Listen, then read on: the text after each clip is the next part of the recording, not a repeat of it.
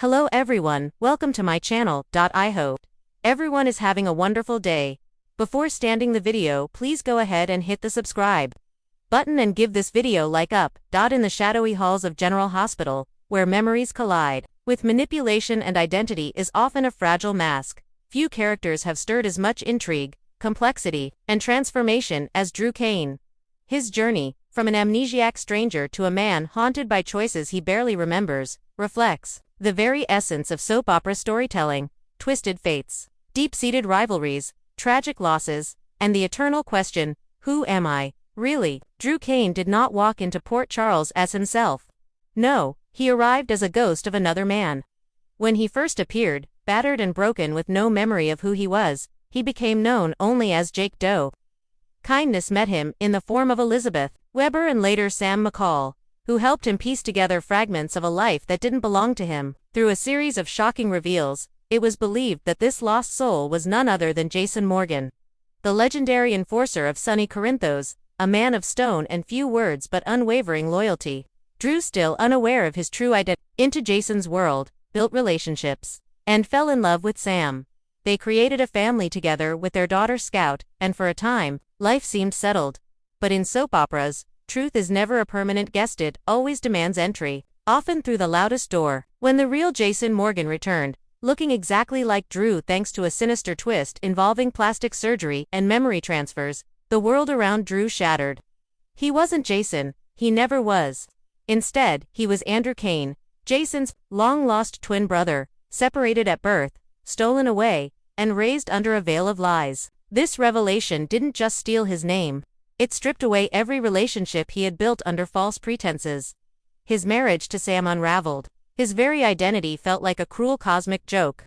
The love he had fostered wasn't fake, but it was built on a false foundation. Still, Drew tried to make sense of it all. He didn't take the easy path of memory restoration.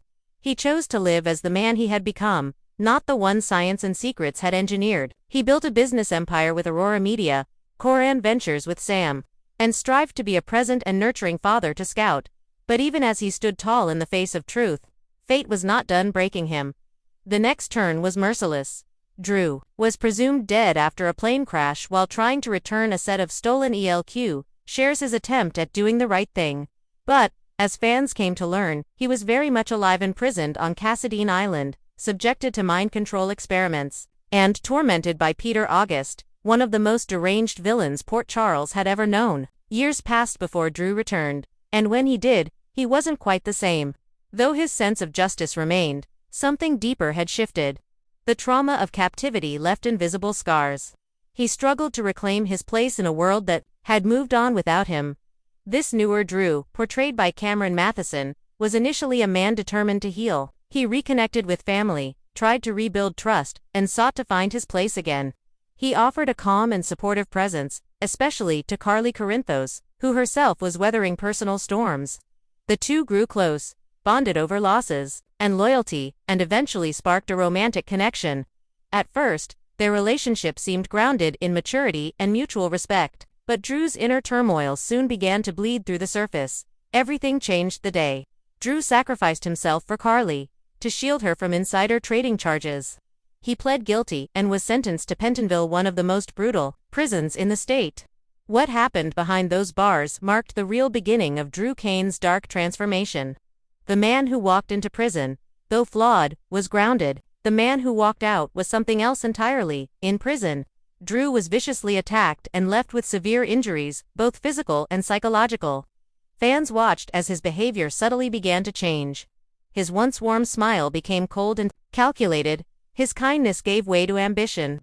Once released, Drew wasn't content with picking up the pieces. He wanted to rewrite the entire board. He launched a political campaign, using his media connections and wealth to fuel his ambitions. Gone was the quiet, reserved Drew. In his place stood a polished candidate who knew how to sway public opinion and manipulate the narrative. He spun his time in prison into a redemption story. He became a master of optics, leveraging charity, events and media spotlights to elevate his image. But behind the curtain, the old Drew, the one people trusted, was fading fast. One of the most controversial chapters in Drew's storyline came with his involvement with Nina Reeves. What began as subtle flirtation escalated into a secret affair, one that sent shockwaves through Port Charles. The betrayal wasn't just about romance. Nina was Carly's nemesis, and Drew's actions were a knife in the back of someone who had stood by him. That betrayal worsened when whispers turned to gasps.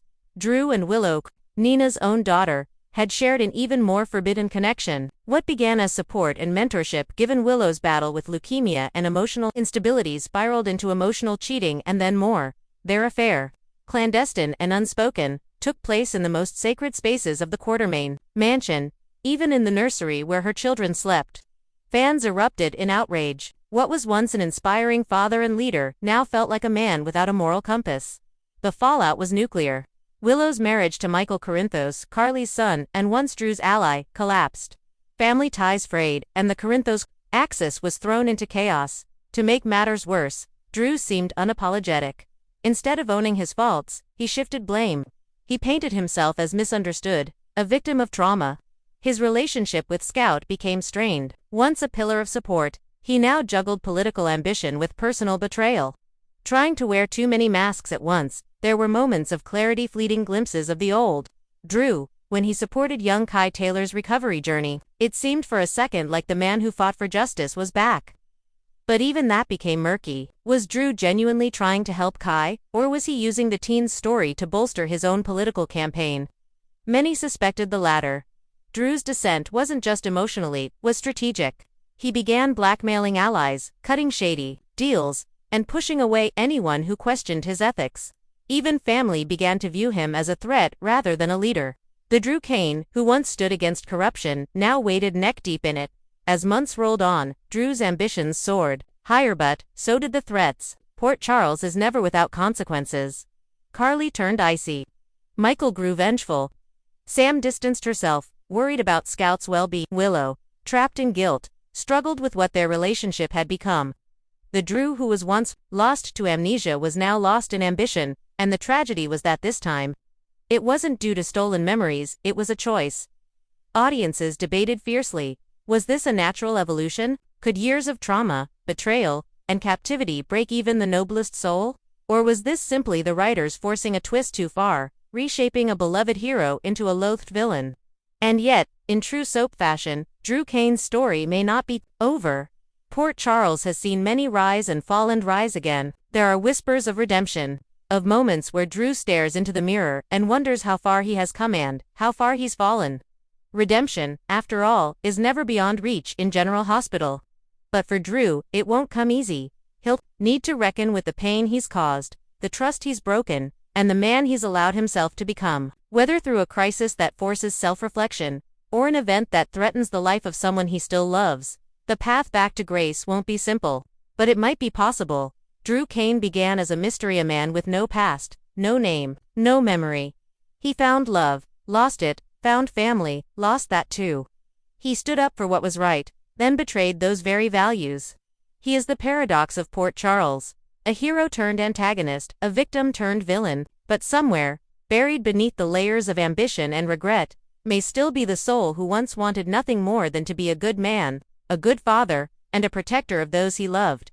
In the end, Drew's story is not just about identity or betrayal, it's about choice. The choice to rise or fall, to fight or surrender, to love or to manipulate. And as General Hospital continues to evolve, so too will Drew Cain, perhaps one day rising not as a man lost to darkness, but as one who found light again by facing his own reflection.